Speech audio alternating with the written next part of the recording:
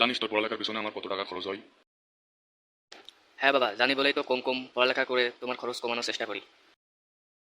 বন্ধু জানিস আমি এত গরম চা খাই যে কেটলি থেকে সোজা মুখে ঢেলে দিই। কি বলিস? আমি তো চা পাতা পানি দুধ চিনি মুখে নিয়ে চুলোর উপর বসে পড়ি। খোকা, পরীক্ষা কেমন দিলি? শুধু একটা উত্তর ভুল হয়েছে। বাহ, বাকিগুলো সঠিক হয়েছে। না, বাকিগুলো লিখতেই পারিনি। জানিস বন্ধু, বিয়ের পরের দিনগুলো সুখে ছিল। কি রকম? অফিস থেকে বাড়ি ফিরতে আমার ছোট কুকুরটা চেঁচামেচি জুড়ে দিত, আর পেছনে পেছনে হাসি মুখে আসতো আমার স্ত্রী, আর হাতে থাকতো আমার চটি জুতো। আর আজকাল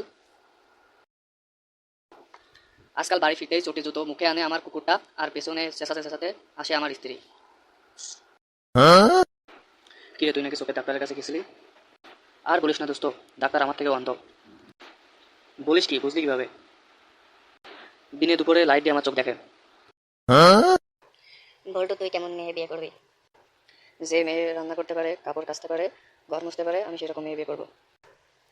তাহলে তুই একটা কাজ কর, আমাদের বাসার কাজের মেয়ে রহিমাকে প্রস্তাব দে। বাবা, তোমার রিপোর্ট কার্ডটা নিয়ে আসো দেখি। বাবা, আমার রিপোর্ট কার্ডটা আমার এক বন্ধু ধার নিয়েছে। কেন? তোমার বন্ধুর রেজাল্ট কি খুব খারাপ হয়েছে? তোমার কার্ড দেখিয়ে বাবা মার কাছ থেকে বাঁচতে চাই? না, বাবা আমাকে ভয় দেখাতে চাই।